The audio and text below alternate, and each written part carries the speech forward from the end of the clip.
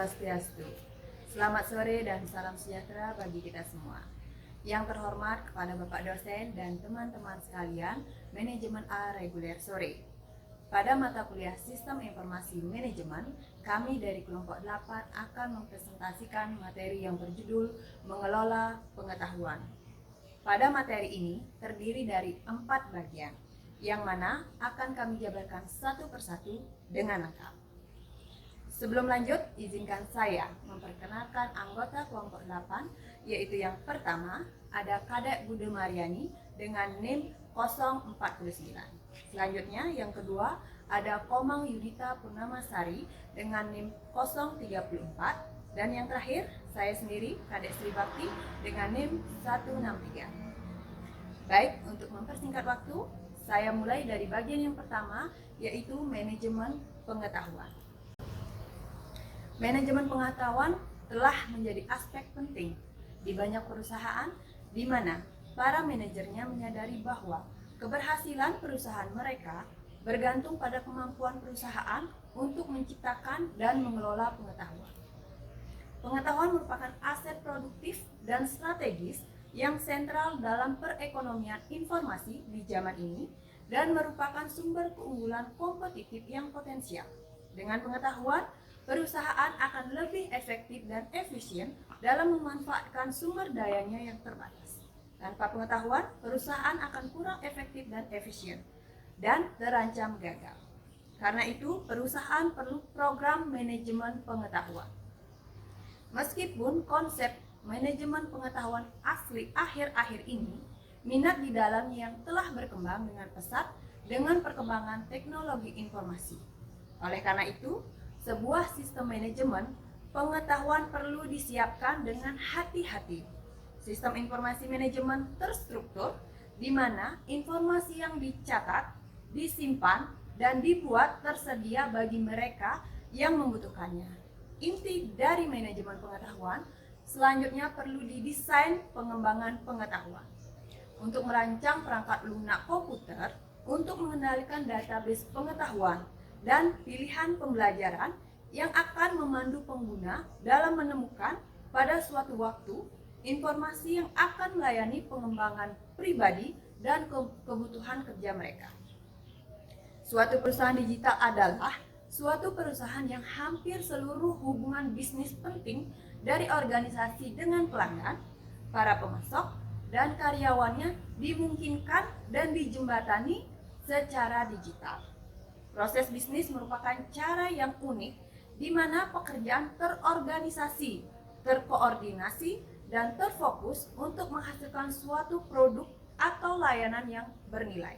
Di dalam perusahaan digital, informasi sekecil apapun yang diperlukan untuk mendukung keputusan bisnis dapat tersedia kapanpun dan dimanapun pada perusahaan tersebut. Manajemen pengetahuan telah menjadi suatu tema yang penting pada banyak perusahaan dalam bisnis yang besar.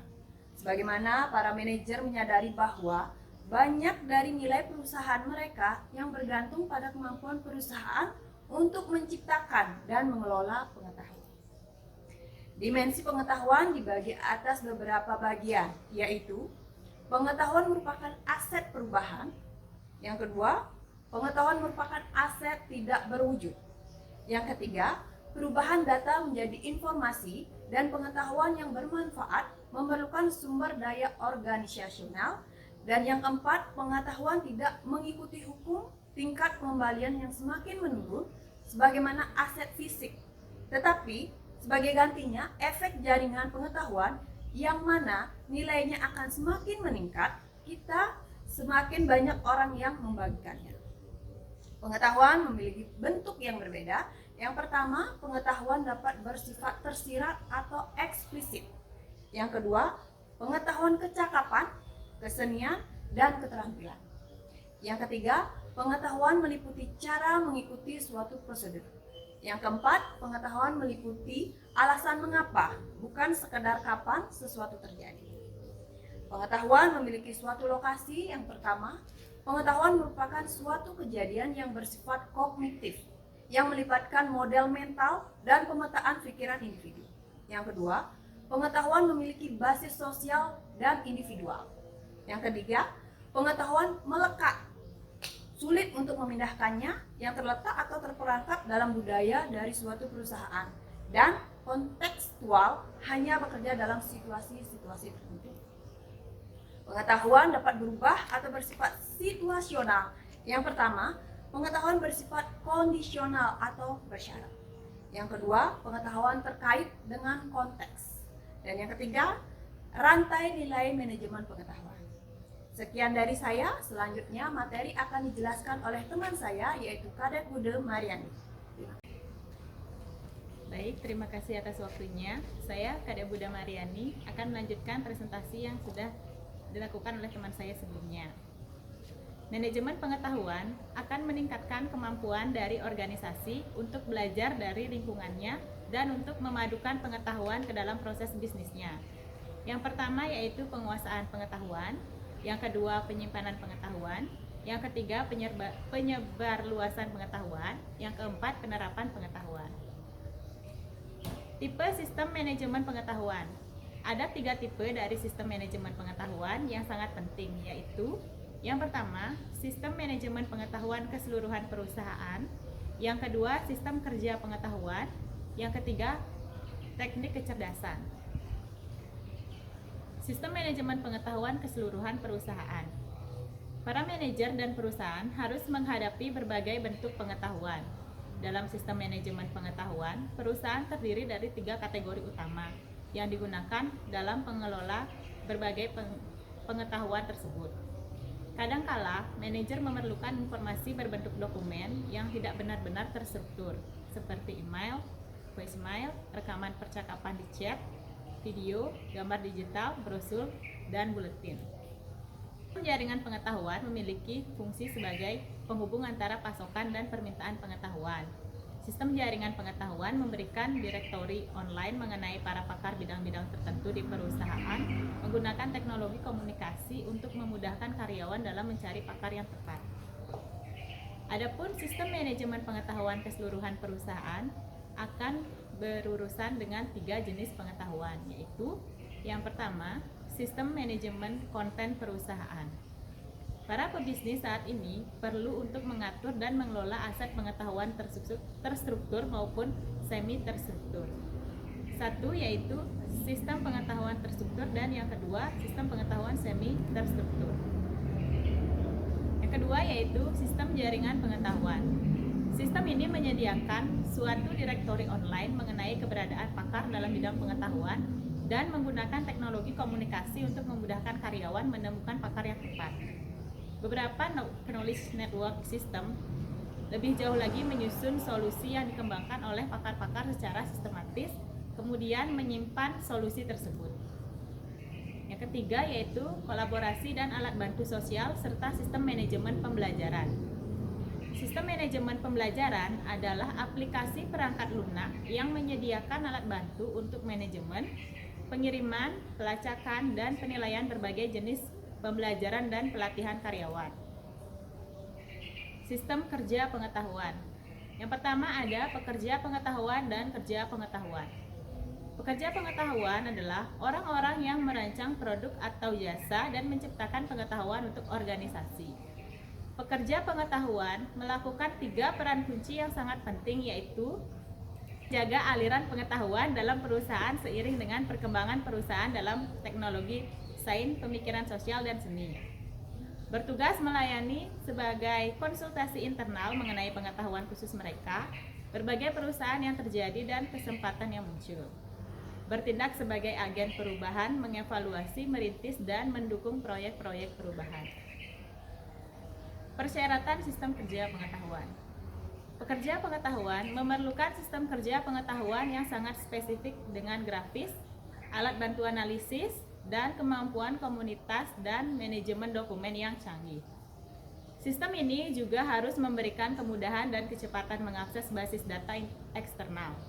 Sistem kerja pengetahuan membutuhkan link yang kuat kepada basis pengetahuan eksternal, selain juga perangkat keras dan peranti lunak khusus. Baik, cukup sekian yang dapat saya sampaikan. Nanti akan dijelaskan oleh rekan saya selanjutnya. Baik, saya akan menyajikan materi dari teman saya. Perkenalkan, nama saya Komang Yunita Purnamasari, NIM 034. Materi mengenai sistem kerja pengetahuan, baik bagian C yakni kebutuhan sistem kerja pengetahuan. Sistem ini memerlukan kekuatan komputasi mendasar untuk mengenai grafik-grafik yang rumit atau perhitungan yang kompleks yang dibutuhkan oleh pekerja pengetahuan seperti peneliti ilmiah, perancang produk, dan analisis keuangan.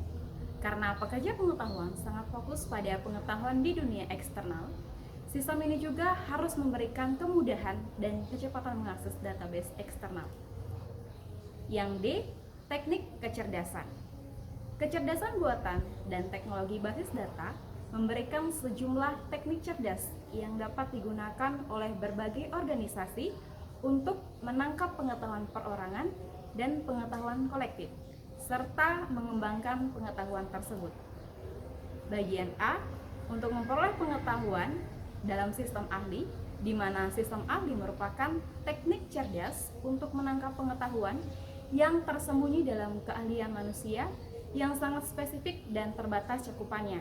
Sistem ini menangkap pengetahuan dari pekerja pakar dalam bentuk serangkaian aturan dalam sistem piramid lunak yang dapat digunakan oleh orang lain dalam organisasi tersebut.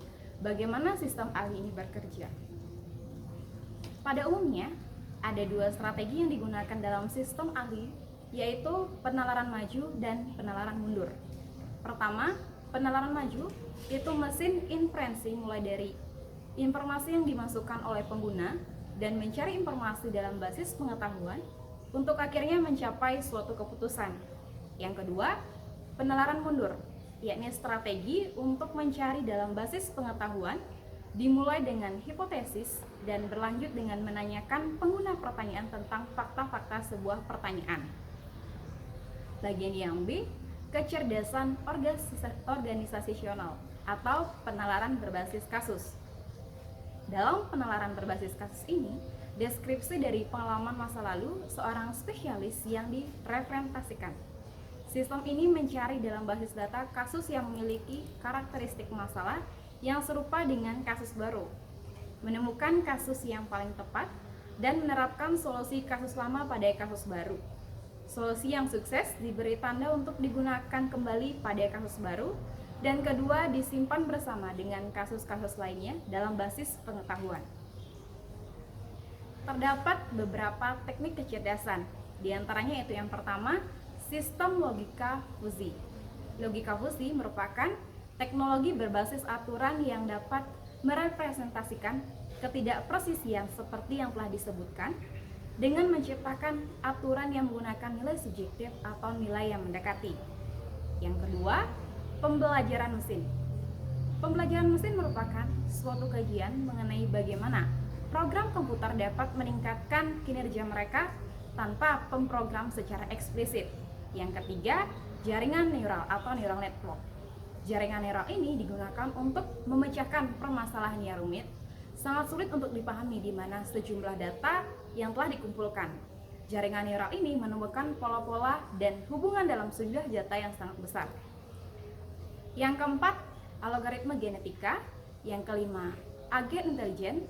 Dan yang keenam, sistem alhibrida. Materi selanjutnya mengenai tentang dimensi pengetahuan yang sangat penting. Terdapat perbedaan antara data, informasi, pengetahuan, dan kebijaksanaan.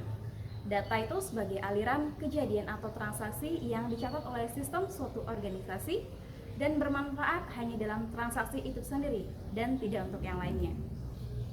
Untuk mengubah data menjadi informasi, perusahaan harus memanfaatkan sumber daya yang ada untuk menyusun data ke dalam kategori dua yang mudah digunakan. Untuk mengubah informasi menjadi pengetahuan, perusahaan harus memanfaatkan lebih banyak lagi sumber daya untuk menentukan pola, aturan, dan konteks di mana pengetahuan tersebut berguna. Kebijaksanaan adalah pemikiran perorangan atau kelompok dalam menerapkan pengetahuan untuk memecahkan masalah. Pengetahuan yang terekam dalam pikiran karyawan dan bebas terdokumentasikan disebut pengetahuan tersirat. Nah, dan pengetahuan yang sudah didokumentasikan tersebut disebut sebagai pengetahuan eksplisit. Melalui sekumpulan data, kegiatan terencana dengan pengukuran yang teliti, percobaan, dan masukan dari pelanggan maupun lingkungan sekitar, organisasi mendapatkan pengalaman.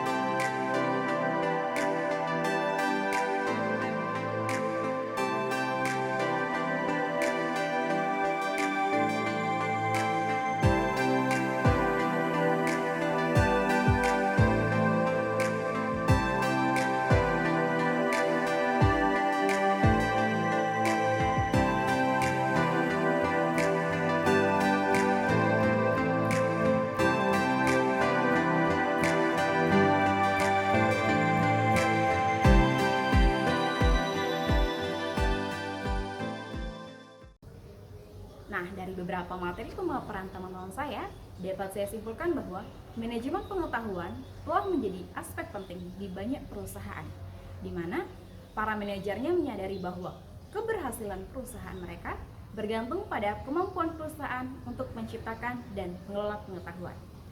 Sekian presentasi dari kelompok kami mohon maaf apabila ada salah kata. Kami tutup dengan Parama Santi. Om Santi Santi Santi Om. School of Economic with spiritual insight. Melangkah bersama saling bergandeng tangan. School of Economic with spiritual insight. Pilihan pasti setia Satya Dharma.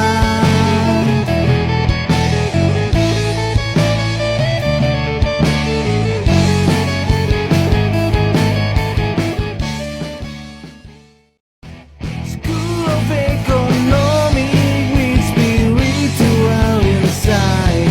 Melangkah bersama saling bergandeng tangan. School of Economic with spiritual insight. Pilihan pasti setia Satya Dharma.